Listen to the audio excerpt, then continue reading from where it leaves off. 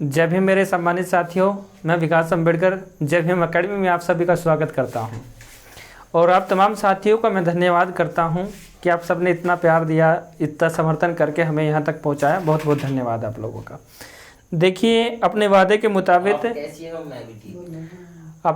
मुताबिक हमने आप लोगों से वादा किया था कि 15 तारीख में हम अपनी जो वीडियो होगी उसे अपलोड करेंगे।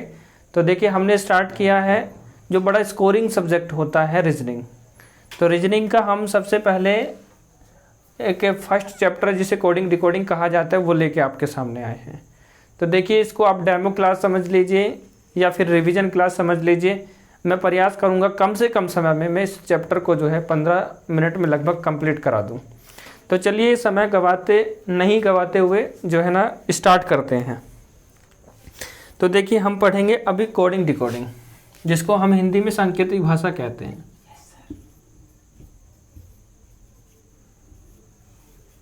सांकेतिक भाषा जिसको हम कहते हैं उसी को इंग्लिश में हम कोडिंग डिकोडिंग कहते हैं।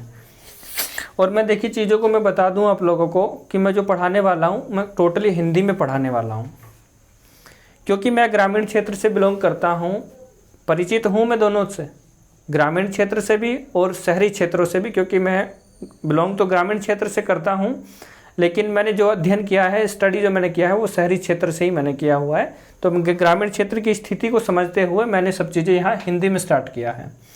तो मैंने सांकेतिक भाषा मुझे पढ़ानी है और आप लोगों को पढ़नी है। आप लोगों ने तमाम जगहों पर कोचिंग की होगी, लेकिन यहाँ भी आप एक बार ज़रूर पढ़िएगा और फिर देखिएगा कि यहाँ औरों में और यहाँ में फ़र्क है कि नहीं। देखिए, हम कोचिंग में जब जाते हैं तो हमें जब भी कोडिंग डिकोडिंग पढ़ाया जाता है तो इंग्लिश अल्फ़ाबेट की जिक्र वहाँ होती है और उनके जो नंबर्स होते हैं उन्हें याद करने के लिए पहले कहा जाता है। तो चलिए, मैं आपको थोड़ा सा बता देता हूँ। देखिए, चीज़ें इस तरह से होती है और ये कहाँ तक होती है, जेड तक होती है। आप जानते हैं सब इंग्लिश अल्फ़ाबेट 26 होते हैं। इनकी जो टोटल संख्या होती है वो 26 होती है। तो देखिए, 26 के हमें क्या होता है कि नंबर याद करने पड़ते हैं। अगर ये नहीं होते तो थोड़ी दिक्कतें होती हैं। जो बच्चे नए 12th स्टैंडर्ड पास करके जाते हैं, स्टार्टिंग में ये चीज़ें जब उनके सामने आती है तो थोड़ा सा डिफिकल्ट सा लगता है। तो इस चीज़ को हमने फिर इजी किया। हमें लगा कि नए बच्चे आएंगे तो तैयारी करते, तो स्टार्टिंग में अगर आपका कॉन्फिडेंस अच्छा रहता है तो आप लास्ट तक फिर अच्छे कॉन्फिडेंस के साथ ही आगे जाते हैं। तो हमने इसी चीज़ को कि भाई याद कर पाएंगे या नहीं कर पाएंगे, तो हमने इसका थोड़ा सा पैटर्न चेंज कर दिया। देखो, हमने अक्सर इसको लिखा हुआ ऐसे देखा था, लेकिन हमने फिर इसको कैसे लिखना शुरू कर दिया, हमने इसको ऐसे लिखना शुरू कर दिया। तो हम यहाँ नंबर डाल देंगे 3 4 5 6 7 8 9 10 11 12 और 13। देखिए, हमें पता है जब इसमें टोटल 26 होते हैं तो इसको 2 भागों में डिवाइड किया जाता है। तो 13 हो गया ना, जो फर्स्ट है उसमें 13 और सेकंड जो है उसमें भी 13, तो इसीलिए 26 हुआ। अब देखिए, स्टार्टिंग करते हैं A B C D E F G H I J K L M N O P Q R S T U V W X Y Z। देखो, मैंने सिर्फ इसका लिखने का पैटर्न चेंज किया है। इससे क्या हुआ, तब हम ऐसे लिखते हुए जा रहे थे तो मैंने इसको यहीं से घुमा दिया, ऐसे ऊपर चले गए लिखते हुए। तो इससे क्या हुआ, अगर हम इसको ऐसे लिखते तब भी उतना ही टाइम लगना था, अगर हमने इसको ऐसे लिखा तो तब भी इसमें इतना ही टाइम लगा। लेकिन इससे हमें फ़ायदा हो गया। देखिए, ये जो अक्षर लिखे हुए हैं ये एक दूसरे के अपोजिट लिखे हुए हैं। तो यहाँ सबसे पहले ही बात तो आपको इनका नंबर्स मिल गया, फर्स्ट वाली रो का। अभी सेकंड वाली रो का भी आपके मन में आ रहा होगा कि चलो फर्स्ट वाली का तो मिल गया, सेकंड वाली का कैसे करेंगे। तो देखिए, सेकंड वाली का करने के लिए 27 माइनस इस फर्स्ट वाली रो का आप जो क्या है कि इसमें से घटाते जाएंगे। अभी देखिए, आप 27 में से अगर 1 घटाएंगे तो यहाँ कितना आ जाएगा, 26 आ जाएगा ना। तो ऐसे ही मतलब पूरा क्या करेंगे, पूरी रो को ऐसे घटाते हुए जाएंगे तो हमें इसका नंबर मिलता हुआ जाएगा। आप इसको यहाँ देख लीजिए। अब इसको यहाँ देखने का मतलब है कि इसमें से हमें 5 घटाना है, तो 27 में से हम जब 5 घटाएंगे तो कितना, तो 22 रहेगा। तो आप जानते हो, अगर आप बुक लेकर बैठे हो तो वहाँ तो आपको दिख रहा है इसका नंबर 22 है। तो मैंने जो बताना था आप लोगों को, ये बताना था कि यहाँ इसके हमें 2 फायदे हुए। पहला फ़ायदा, हमें इनका नंबर मिल गया। और दूसरा फ़ायदा हमें इनका सबका अपोजिट मिल गया। चलिए खैर ये ठीक है, लिखने के पैटर्न से भी फ़ायदा होता है, लेकिन फिर भी अगर बात फिर भी याद करने की आती है तो देखिए मैं इस चीज़ को याद रखता हूँ, सबको याद रहेगी, काउंटिंग सबको याद रहती है। दिख रहा है ना सही से? हाँ मुझे दिख रहा है तो तुम्हें भी दिख रहा है। तो अभी ये देखिए ये याद है तो क्या करेंगे, जो बहुत छोटे बहुत जीरो लेवल से आते हैं उनके लिए बता रहा हूँ ऐसे, इसको याद रखिए आप। इसमें 3 का गैप कर दीजिए, मतलब 3 का गैप करेंगे तो देख लीजिए 3 इसमें जोड़ते जाएंगे, 6 हो गया, फिर जोड़ दिया, फिर 9 हो गया, फिर जोड़ दिया, इसमें 12 हो गया, फिर जोड़ दिया, 15 हो गया, फिर जोड़ दिया, 18 हो गया, फिर जोड़ दिया, 24 हो गया। बस आपको यहाँ तक ऐसे करना है।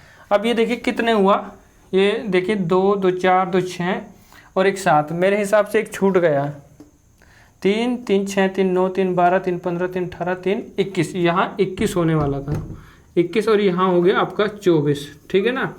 तो अब हमें इनका याद रहेगा, इसका C होता है, इसका F होता है, I होता है, L होता है, O होता है, R U X।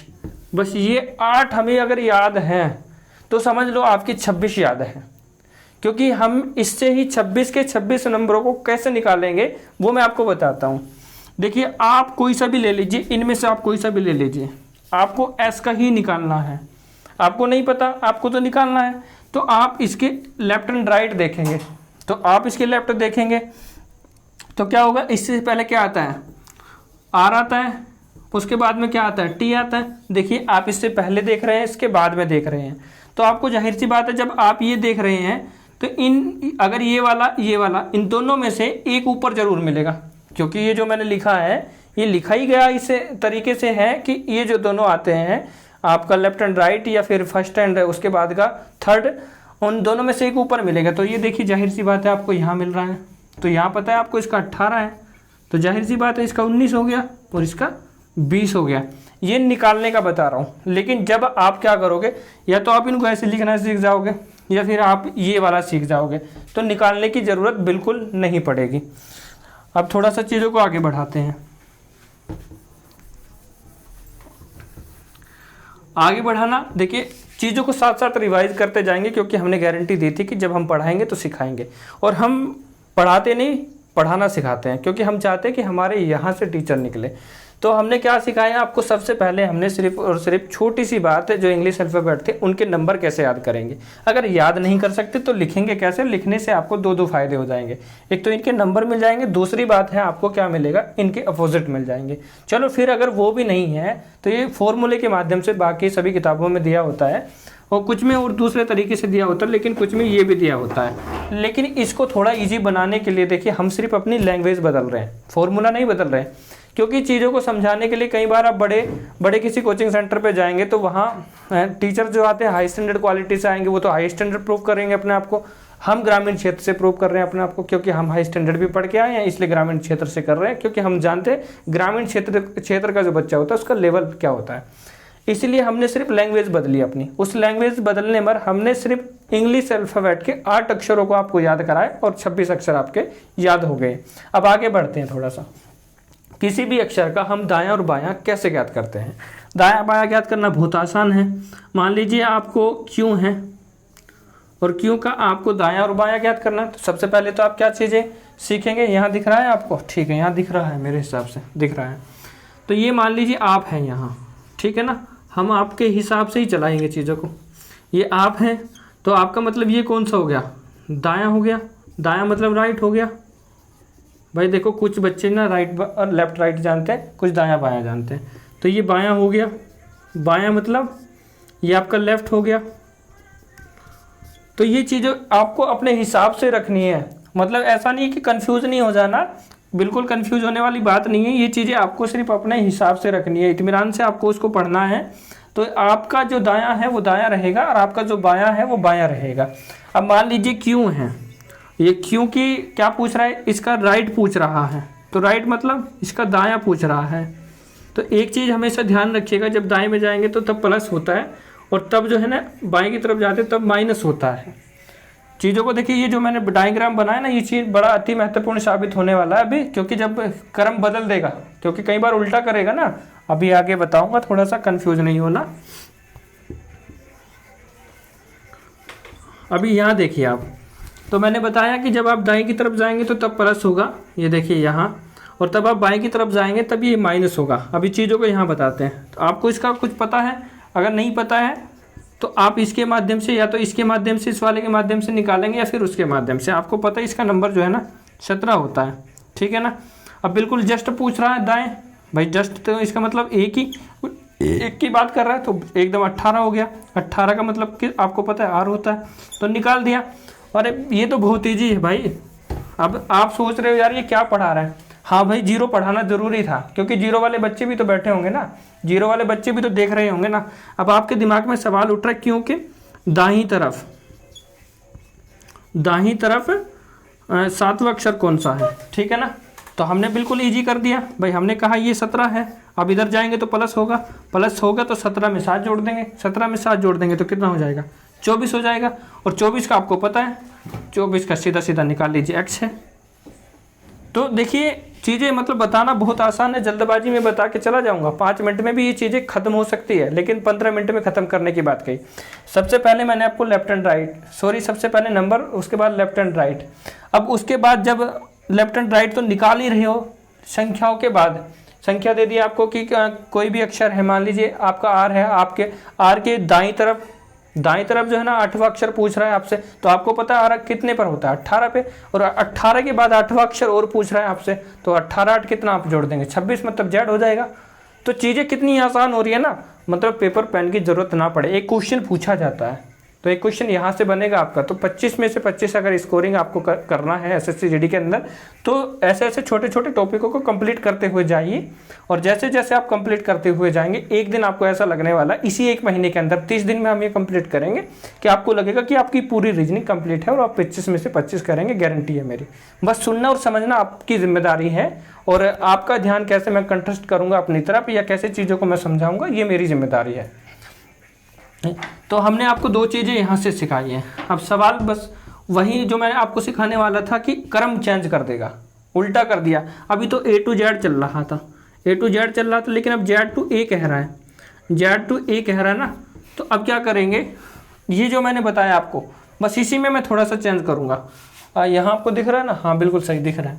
तो ये है आप, ठीक है ना, आप है तो ये आपका क्या है, ये आपका दायां है और ये आपका बायां है, ठीक है ना। अब जब आप बिल्कुल सीधा क्रम था तो तब क्या था, तब इसको प्लस करते थे, इसको माइनस करते थे। लेकिन नहीं, अब क्रम चेंज कर दिया गया, तो अब इसको माइनस करेंगे और इसको प्लस करेंगे। अभी देखिए सवाल, एक एग्जांपल देता हूँ, और इसी एक एग्जांपल के साथ में शायद ये कोडिंग डिकोडिंग का शायद इतना से ही है, बहुत छोटा है। हालांकि इसके 2-3 मतलब पार्ट होते हैं, किसी और दूसरे तरीके से अगली 15 मिनट वाली जो वीडियो रहेगी उसमें दूसरा इसका जो है वो भाग आ जाएगा।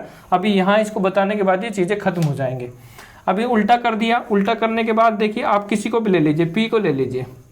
अभी पी जो है क्रम उल्टा लिखा हुआ है, हमें पता है इसका तो 16 ही होता है। लेकिन अभी ये कह रहा है जब पूरा क्रम उल्टा लिखा हुआ है और पी के दाहिनी तरफ 5वां अक्षर पूछ रहा है, तो मान लीजिए दाहिनी तरफ पूछ रहा है, हमने आपको बताया भाई उल्टा क्रम लिखा हुआ है, दाहिनी तरफ पूछ रहा है, तो दाहिनी तरफ उल्टे क्रम में तो ये वाला आपको याद रखना है। अब दाहिनी तरफ है, अगर ये सीधा क्रम होता तो हम सीधा सीधा 5 जोड़ देते, लेकिन ये तो है नहीं, तो गलत हो जाएगा। उल्टा है तो इसको क्या करेंगे, इसको आप माइनस कर दीजिए इसमें से, तो आपके पास बचा 11। आपको पता है क्या होता है, अगर यकीन नहीं आ रहा है तो चेक हम करा देते हैं आपको एक बार। हाँ 2 मिनट का टाइम है अभी हमारे पास, चेक करा देते हैं आपको। ऊपर आपको दिख रहा है, दिख रहा है, यहाँ हम लिख देते हैं स्टार्टिंग से ही। ये आपका ABCDEFGHIJKLMNOPQRSTUVWXY और Z।